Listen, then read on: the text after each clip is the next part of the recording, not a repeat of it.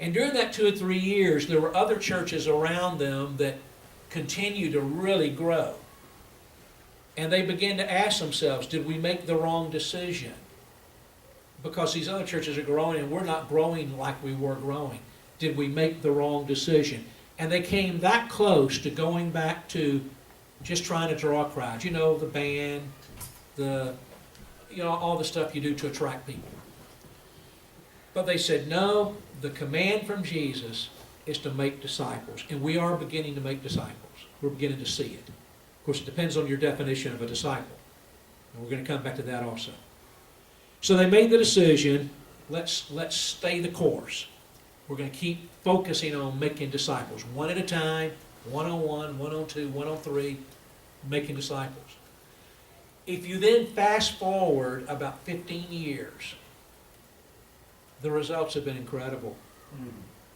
Now, I met with Steve, this was today, Thursday, I met with Steve on Monday of this week in Nashville. He has since started a ministry called Every Nation. That one church in Manila, the auditorium only seats, I think he said, 1,500 people. It's not very big. But they have over 100 services. They're all connected to that one church. Think one church meeting in 100, well, maybe meeting in 50 or 60 locations, but 2 or 3 services each. They have over 100 preachers. They don't use satellites or I like it's leadership development. They're raising up leaders. And average Sunday's attendance now, or average week's attendance now, is now over 85,000 people. And that is just the church in Manila. They have churches all over the Philippines. I don't know how many islands. Yeah, 2,000 islands, but they're not in all 2,000. Yeah, they're not in all 2,000 islands, but they're scattered over the Philippines. And I believe, if I remember right, they now have churches in over 20 nations. But forget the 20 nations, forget the other islands. That one church has grown from 2,000 to 85,000 in 15 years by focusing not on trying to draw a crowd. Steve said something to me. He said, sometimes you go to some of our services, the music is horrible. He said, sometimes the preaching, quite frankly, is not that good. He said, but we're making disciples who make disciples. And that's what makes it work. So, with that having been said, so I encourage you to get that book. You won't agree with everything. I don't agree with everything. I don't even agree with everything I say. Okay? You'll have some problems with it. But I tell you, the man, he understands disciple making. He understands it in the context of a local church, and it will help you. Look at Ephesians 4, verses 11 through 13. Dr. Nelm, Yes. before we go there, may I ask you, Sure. when you explained that you use the DMD light for the Tituses in the example that you gave us, is that material used after using the DMD with them and prior the study of the 10 books? Yeah, DMD is first. That's the intro book. Uh-huh. Then the 10 books. And while they're going through the 10 books, they take their extra DMDs and start training their Tituses through the DMD.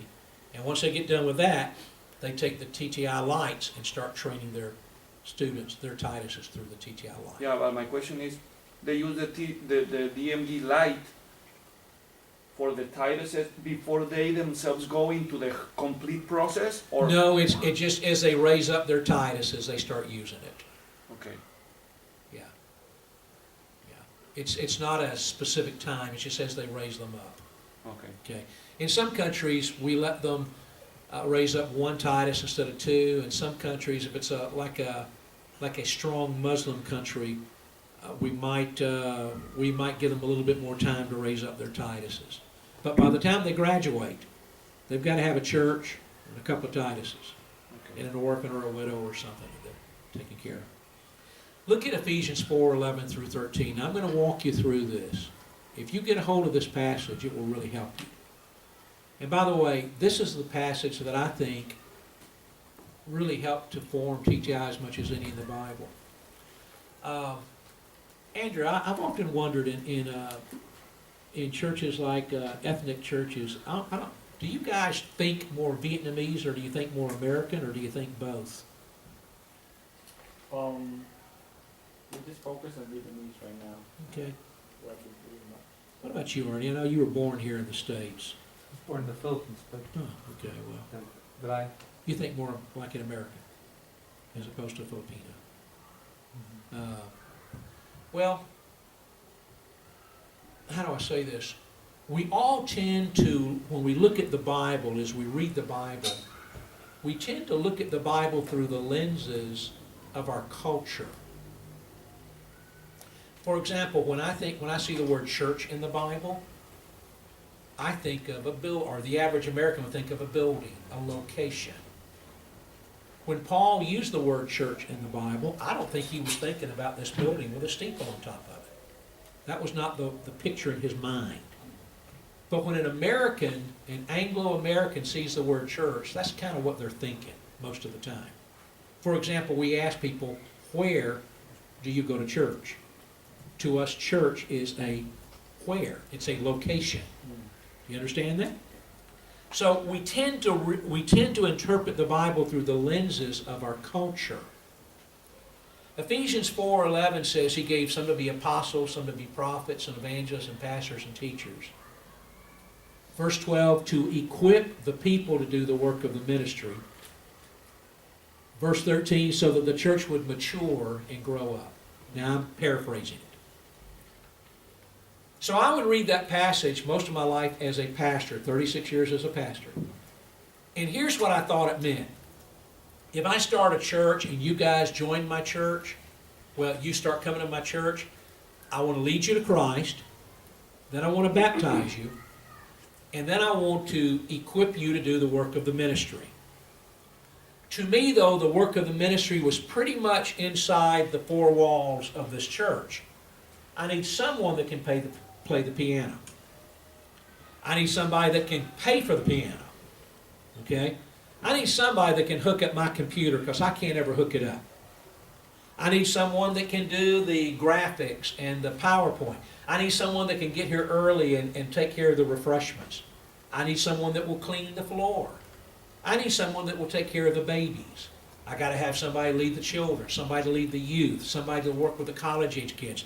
I got to have somebody that'll go visit the hospitals. I got to have somebody that as visitors come in, they can't find this place, so they're out there greeting and they're handing out literature. And I got to have somebody parking the cars. And so I'm looking for people that can park cars and people that can play music and sing and take care of babies and clean the floor and do the refresh. So I'm going to try to equip you to do that. That's what I thought it meant. One day I took off my American cultural lenses and I laid them aside. And I asked myself, what did Paul mean when he wrote those words? Paul wrote them, inspired by the Holy Spirit. What was Paul thinking? I already knew what I was thinking. What was Paul thinking when he wrote those words? I do not think he had in mind someone to run the PowerPoint. Right? No. Right? I do not think he had in mind train someone to park cars. I do not think he had in mind passing out bulletins in the front lobby, because they did not have bulletins, and for that matter, they did not have a front lobby. Okay? I don't think he was talking about training nursery workers, because I think the kids just sat there with them. That's kind of a unique idea, isn't it? Just worshiping together. I don't think he had in mind a children's church or a children's, because I think the kids were right there with them. What did Paul have in mind then? Look back at verse 12. He said the purpose of these apostles, prophets, apostles, evangelists, pastors, teachers, and whatever you believe on that, there's a lot of theology in that verse, but whatever you believe on that, their purpose was to equip people to do the work of the ministry. Here's the question. Are y'all listening? What is the work of the ministry? If your job is to equip the people to do the work of the ministry, what is the work of the ministry? Is it playing the piano? I think that's included. Is it running the media? I think that's included. Is it setting out the refreshments? Yes. You folks who did it, thank you. Yes. I think that's included. But I don't think that's what Paul had in mind. So I started asking myself, what is the work of the ministry? Here's what I concluded. I may be wrong, okay? And if I'm wrong, TTI is built on a very bad foundation, because everything we're doing is based on this. I concluded that if the work of the ministry is anything, first, top of the list, foremost, it is obeying the Great Commission. That's just what I believe Paul had in mind. And if you take the Great Commission and summarize it into a couple of words, it's making disciples who make it's making disciple makers is what it is. That's what the Great Commission is. We concluded, or I concluded, that my primary job as a pastor, if you're my church, is to train you. Do I need somebody to volunteer to do the refreshments? Yes. Do we want somebody to play the piano? Yes. Somebody to run the media? Yes. It's not that that stuff's not needed or important, it is. But my primary purpose is to equip you to do the work of the ministry, which means I gotta turn you into a disciple maker. Amen. That's what I'm supposed to be doing. Now look at verse 13. As a result of me equipping you to do ministry, to obey the Great Commission, the result is the church begins to mature. And it grows up. Here's the process, guys. Verse 11, mentoring. You say, how do you get mentoring there? Because if you look at the book of Acts, here's how they did not disciple. They did not disciple by saying, we're going to have an 8-week discipleship course for 1 hour a week, and then you're discipled. What are we thinking? Jesus spent 3 years discipling his guy, and he was God. Why do we think we can do it in 8 weeks? And I don't know about Vietnamese, but in a regular, normal Anglo-American church, the average guy is only going to come to church 4 out of those 8 weeks anyway. Okay? So really, he's only going to get 4 hours of discipling.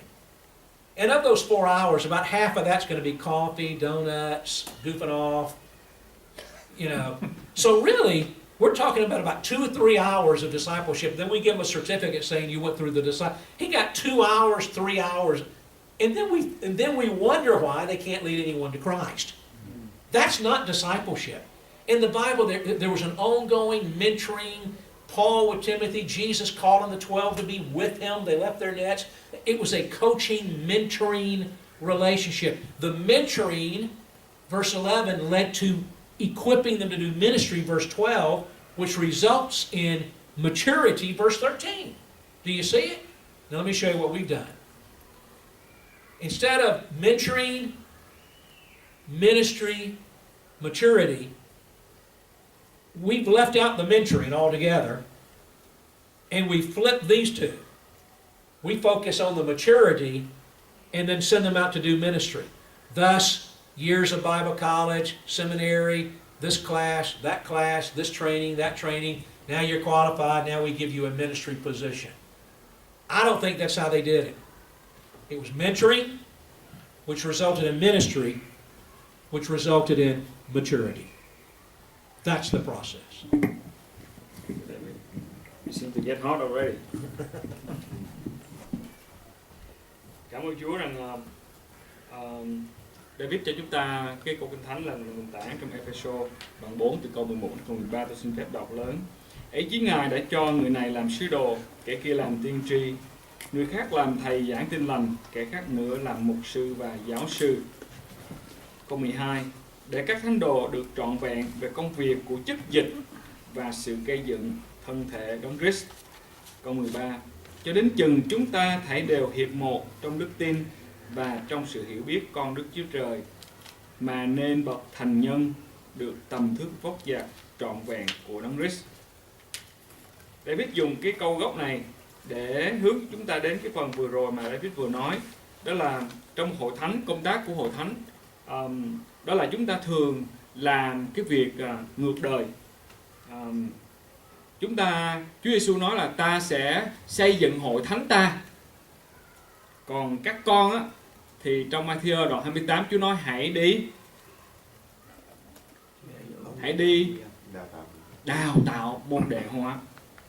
Trong khi đó ngày hôm nay hội thánh của chúng ta thì không làm đào tạo môn đệ hóa, mà chúng ta lại đi build hội thánh.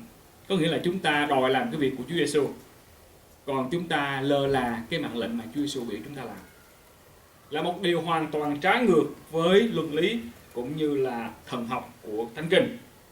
Cho nên chính vì đó mà David nói rằng chúng ta đừng ngạc nhiên khi chúng ta ngồi tại sao thấy hội thánh của mình không phát triển. Thường chúng ta suy nghĩ theo hội thánh trong cái lăng kính văn hóa của mình, đó là chúng ta hỏi người khác là bạn đi nhóm ở đâu. Chúng ta tập trung vào cái location, cái địa điểm của hội thánh. Chúng ta không nghĩ rằng hội thánh là nơi mà cái tấm lòng nó phát xuất từ những người đào tạo môn đệ. Ông có cho chúng ta biết về quyển sách tên là Wiki Church, W-I-K-I Church, viết bởi một giáo sĩ, ông tên là Steve Morrow. Ông này là một giáo sĩ của Mỹ qua Philippines. Tóm tắt là quyển sách để viết cho chúng ta biết Steve là một cái người trong một cái bang, một cái nhóm giáo sĩ, và sau một thời gian họ làm việc ở Philippines, Manila, thì họ phải về nước, và mọi ai cũng nói rằng tôi có gia đình, vợ con tôi phải về chăm sóc. Cuối cùng Steve là cái người còn lại mà phải ở lại. Ông không chọn ở lại nhưng ông phải ở lại bởi vì không có ai khác. Cuối cùng ông suy nghĩ đọc lời của Chúa vào một ngày nọ, ông phát hiện ra rằng Ephesos đoạn 4 câu 11-13 chính là cái câu gốc mà ông nghĩ rằng chúng ta phải làm môn đệ hóa. Vì nếu chúng ta build nhà thờ thì chúng ta không thể nào thành công được. Và từ một hội thánh 2.000 người, hội thánh của ông riêng tại Manila mà thôi đã phát triển lên thành 85 tín hữu. Và 85 tín hữu đó đa số là những người môn đệ hóa. Ông nói rằng hội thánh á, chúng ta thường có những cái người 85.000. Hội thánh đó chúng ta thường có những cái người đến nhà thờ để dự nhà thờ, chứ không họ là những attenders, có nghĩa là chỉ đi nhóm mà thôi, chứ không phải họ là những môn đệ của Chúa Giêsu. Và đó là lý do tại sao ông muốn turn around và tập trung vào vấn đề môn đệ hóa. Như vậy thì nó đặt chúng ta đến một cái câu hỏi tiếp theo là công việc của hầu việc Chúa là gì? What is the work of the ministry? Hầu việc Chúa là cái gì? Có phải là đến nhà thờ để dọn cà phê, để đàn piano, để làm những cái screen shot cho mục sư, hay là để làm dàn âm thanh, hay là doing the ministry có nghĩa là vâng phục theo đại mạng lệnh của Chúa Giêsu. Và nếu mà chúng ta tập trung vào vâng phục đại mạng lệnh của Chúa Giêsu thì lúc đó hội thánh Chúa sẽ phát triển, và phát triển theo đúng quy tắc của nó, và phát triển theo đúng cái job description mà Chúa Giêsu đã ban cho chúng ta, đó là make disciples. All right. May I show a 1-minute video and then we go? Okay. Chúng ta sẽ có một cái video trong giờ phút này, và chúng ta sẽ coi 1 phút, sau đó chúng ta sẽ nghỉ giải lao trong vòng 5 phút và chúng ta quay trở lại, bởi vì thời giờ rất là quý báu. Yeah, this little video kind of, whoops, what did I do? This little video, hope I didn't mess it up. Nope.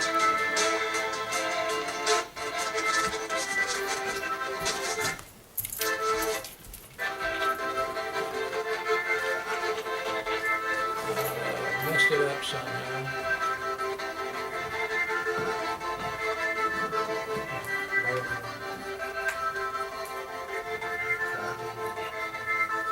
I'm sorry, guys. Do you want me to give you a hand with that? Here we go. Here we go. This is the right way.